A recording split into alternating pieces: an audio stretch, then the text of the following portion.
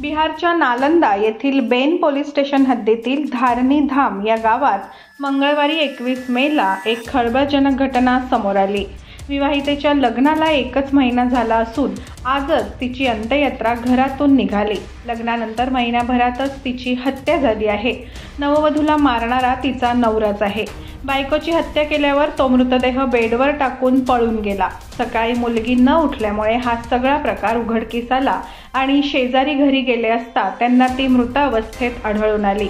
शेजाऱ्यांनी विवाहितेच्या मृत्यूची माहिती कुटुंबियांना दिली आणि त्यानंतर कुटुंबीय घटनास्थळी पोहोचले आणि मृतदेह चुनचुन रामची 20 वर्षीय पत्नी काजल कुमारीचा असल्याचं समजलं।